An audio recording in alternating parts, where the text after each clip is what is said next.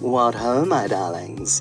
We are going to carry on with our little tour of all the train bots that have thus far been released. Before we get started, I'd ask that you maybe just drop a little like and a follow in if you want to. You might like the content, and if you don't, that's absolutely fine as well, but it helps other people find it. You know, maybe other people might find me entertaining. Stranger things have happened. Today, my sweeties, we are going to look at Getsui. My other videos, which I'll put in the description, we have got Yukikatsei, the snow specialist, whose name is literally translates, I think, to icy wind. We have also got Suiken, who is a style of martial art. I think his name means it's like drunken fist or something like that. I'll be doing a review of Shoki in the near future, their leader. And that, of course, leaves us with Getsui, whose name I think translates to something like midnight or silent midnight, something like that. He's meant to be a sort of special sneak operations specialist, and also quite sleepy, I think, according to his characterization. Now then, if you've been following along with my various reviews, you know I can be quite critical of these guys. And I say it with love. I like the train bots. I like them as characters in the Headmaster's cartoon. I like the idea of the toys. The Moon Studios ones that have been released look really, really nice. I was so looking forward to these. And I was kind of spoiled a bit by Shoki, because Shoki has a bit of a faffy transformation, but it's fun to do. There's a joy to transforming him. I have moaned and moaned about Suiken and Yukikatsei. I won't relitigate that here. Suffice to say that Getsui, I don't think he's as good as Shoki, but I think he's better than those other two. To start with, let me give you a little look around this bad boy. Like all of them, he's beautifully detailed. So, Takara Tomy and Tomix, which is their brand that does like HO gauge model railway stuff, they've been working very, very hard to make sure that these guys would not look out of place on, like, you know, a model railway enthusiast's layout. Obviously, they don't have lights, they don't run or anything like that, but they're very accurate. You see all that absolute gorgeous detail in there. And up on the top, we have his pantographs, because he draws power from overhead lines. Isn't that nice? I'll show you the underside if you're interested. He comes with a little layer of track. Interestingly enough, his track is a different size to all of the others that we've gotten thus far. Well, not all of the others. His size is different to Shoki and Yukikatsei because those two are high-speed express trains and their tracks are actually slightly wider in real life in Japan. These guys have thinner tracks. They run on like local railways and stuff like that. So his track is actually a slightly different size, which means you can still join them all together if you want the train bots to all hook up and follow along like a little train of ducklings. But it means you've got one section where just the tracks are, for no reason, why not, smaller? Well, I say for no reason, for the reason I just gave, but it does look kind of weird. He has an absolutely gorgeous alternate mode, so that is really nice. If you don't like the pantographs, boop, and boop. They just come straight off. These guys are metal, by the way. They're very nice. And they just peg on the top. You can see there's a little pattern of pegs there. You just match that to the pattern up in the top. You don't need to add them, but it helps hold the panels together. Let's put these up and off to one side. And what we will now do is give you an idea how to transform this beastie. He is, like all of the train bots, makes heavy use of panels. I don't think he's as bad as Yukikatsei. And Yukikatsei I absolutely hate, but I don't think he's quite so bad as Suiken. So, you know, let's see how we get on, I guess. The way I start with this guy is we come to this part, so how to differentiate the back from the front? Yeah, they're indistinguishable. One part has got this little blue bit underneath, the other side doesn't. We're going to go to the side that doesn't, all right? All right. And now we're going to get in here and just fold that up, over, under, in and out. Isn't that nice? And now we can get in here and pop out his gun. Let me show you the gun before we go further. Isn't that pleasant? Very nice little gun form. It does fold up, like that. I'm not entirely sure why. Maybe that's needful for slotting it in or something. Whatever. It didn't seem to need it if I've been able to get it in there without folding it, so I don't know. Can't be bothered to read the instructions. Life's too short for instructions. These things are things of joy to me, you know. I want to be able to just meddle with them and derive pleasure from them. You know, a little bit like that movie. What's that movie where the guy's got the box and he solves the box and then those terrible monsters appear and kill him in horrible ways? It's a little bit like that. Yeah, it's a little bit like that. Certainly where Yuki Katsu is concerned. So, we've got his gun, and I've just popped that over to one side. What I'm now going to do is zoom you all out a little. Lovely. Now, let's go to the other side. What we need to do now, you get your fingernails. I've just had them done. Oh, God truly hates my fingernails. He really does. And we need to get this roof up and off so we can get in and see what's happening inside. Come on, there we go. So let's fold that up and away for now. And now we can take these panels. They kind of come, so the front bit comes forward and away, and these bits kind of go out rather than in. So a little bit like, that's that one, and a little bit like that. Come on. Come on. Ooh, that's got one. And, oh, man. Okay, so that's done. So now we can fold this front bit out the way by doing this. Right, that's got rid of that. Now what we're going to do is we're going to come to his midsection and we're just going to break him up a little bit, untab all these panels so we can get in. Untab that. Untab this side as well. Come on. There we go. So that's all coming away. That's good. That's good. And what we should now be able to do is we should be able to take this lower half and split it. Because this is where his legs are, right? Shall we split him in half? Gently. Oh, so gently. Now, not the wheels, but underneath the wheels, there's a little panel just here. This guy on mine is like, I think it's a hook, but once it's in, it's very, very hard to untab it and separate his legs. So, let's see what I can do with this.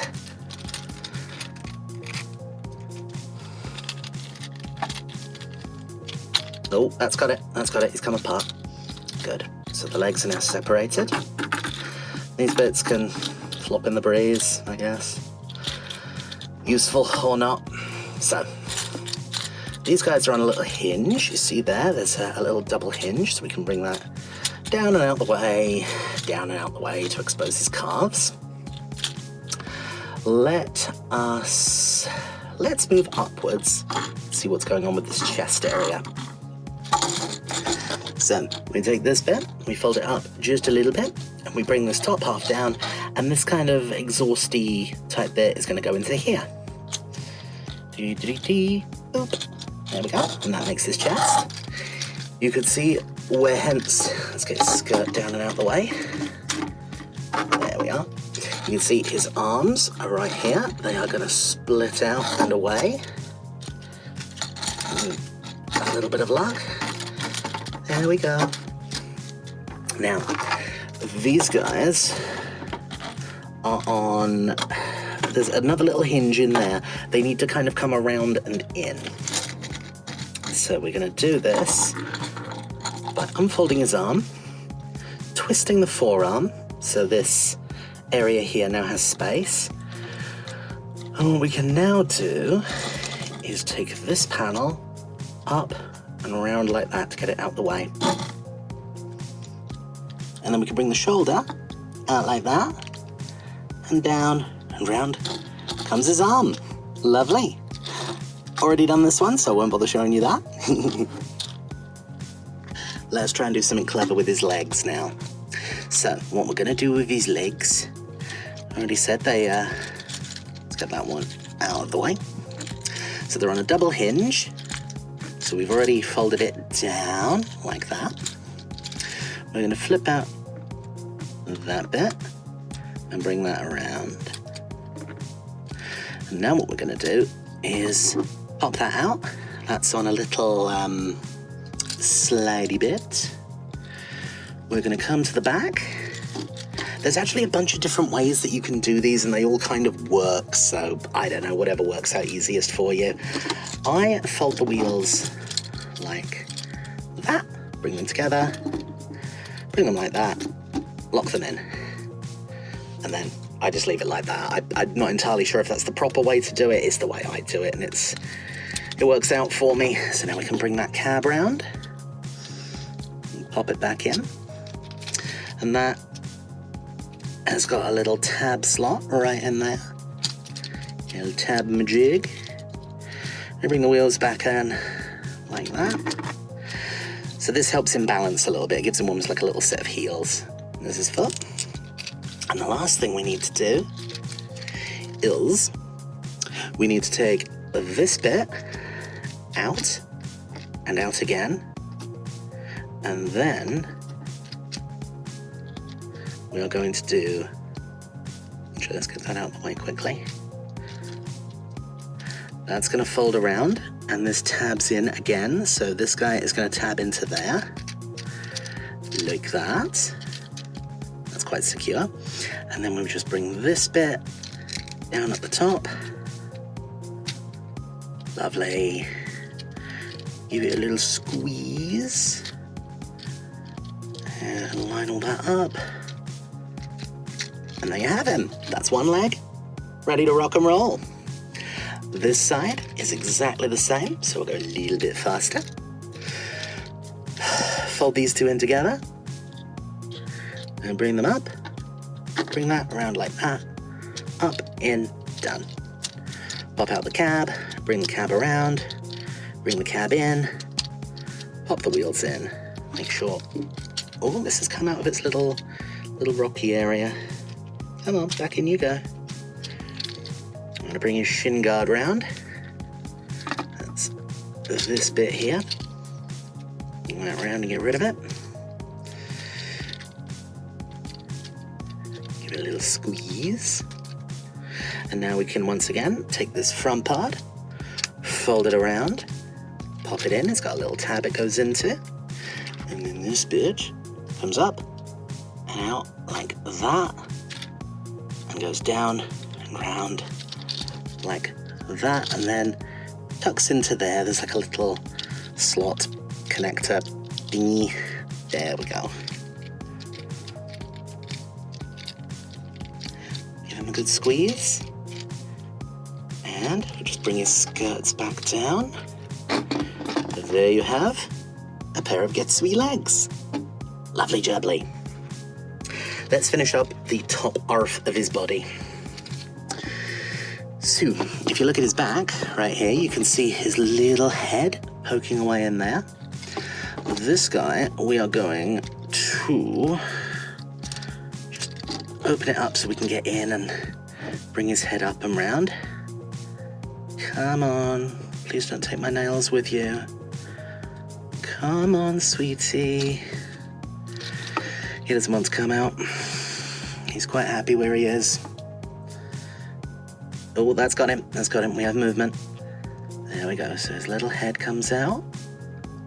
Goes and slots in up above. Is that in? That's in. Good. And now we can obviously bring his back all back together the way it was. So this guy is on a little rocker, and we want to rock it back down like that.